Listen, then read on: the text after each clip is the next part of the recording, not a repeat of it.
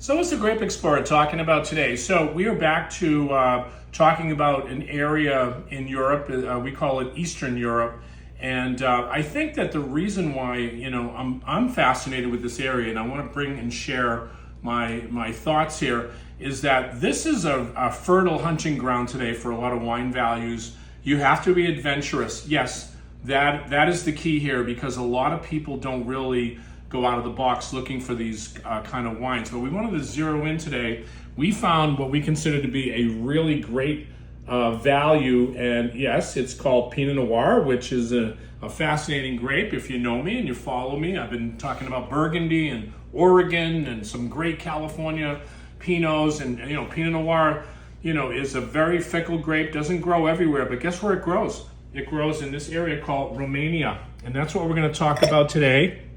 And one thing, I did a little bit of research on this winery because I was fascinated about it. But they said that the best Pinot Noir comes from Transylvania, and I always give a little quiz and a little question and say, okay, where is Transylvania on the map, and where is it actually? Is it a country or is it an area? So right here, you can see clearly it is in Romania, and it's in the heart of Romania. It's in the middle, and they say that this is the best area for Pinot Noir. Oof, I think Dracula would be happy if he invited you over to the castle for a nice drink. I don't think you'd want to be entertained by this chap, but at the same time, we wanted to really zero in on this because, I wanted to do the Pepsi challenge, because I'm not going to tell you the price that I paid for this wine, but I am going to tell you it's probably one of the greatest values I think I've ever had in my life. So without ado, I'm going to explain a little bit about what I look for in wine, because obviously I'm into great wines. I love Burgundy, and I love Oregon Pinot Noir, and I love Pinot Noir that even from Chile, they're making great Pinot Noirs. Patagonia, New Zealand.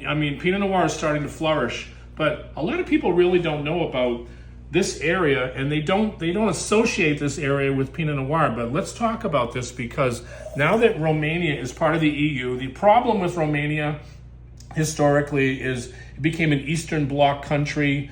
Fell out onto the realm of communism. All of the wineries, or let's just say the vineyard production, was controlled by the state.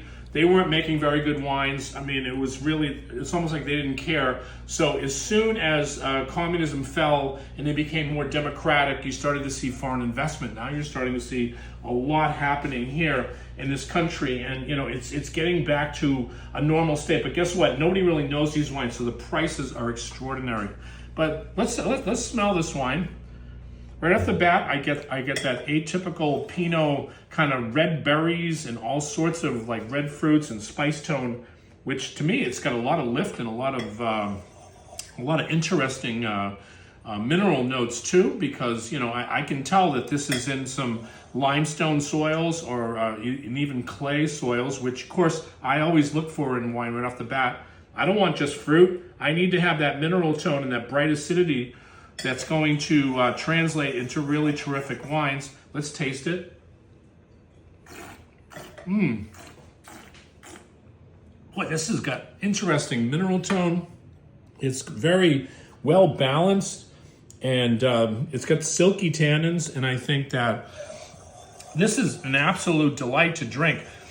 Is it Maurice Antony of Von Romani? No, of course not. But then you're not going to spend $500 or $1,000 a bottle, and who has that kind of money today? So, but guess what? Yeah, I'll tell you right now, what I paid for this wine was $6.99. And yes, a $6.99 bottle of Pinot Noir. Now, where are you going to get that on earth? And of course, even with the tariffs, let's just throw in 10% and say, okay, how about $7.99? Can you afford $7.99? Great Pinot Noir. But listen, I want to talk about this area because, of course, I told you I was a history major, especially European history. And of course, this Austria-Hungary, this was called the Habsburg Empire, which they controlled. The Habsburg, the family controlled all of this area. And I did a little research here today, and a lot of people really don't know this. But I'm going to tell you right now, between the Habsburgs controlled this Central Europe existing between 1867 to 1918, they controlled Austria, Hungary, Czech Republic, Slovakia, Slovenia, Croatia, Bosnia and Herzegovina, parts of Poland, parts of Romania, parts of Italy, parts of Ukraine, parts of Serbia and Montenegro. So at that one time, this was all controlled by the Habsburgs, which are related to Queen Victoria of England. So it's a beautiful history for me personally, but a lot of people might not know history, but pay attention because this area is on the move. Of course, we know Austria is on the move. We know Hungary is producing great wines, but a lot of people don't know Romania. So I'm here to tell you, this is one of the greatest values, I think, that exists on the earth. And I wanted to bring it to the plate. Again, this Grape Explorer, always looking for great wines, and this is Romanian Pinot Noir at a ridiculously low price. Cheers.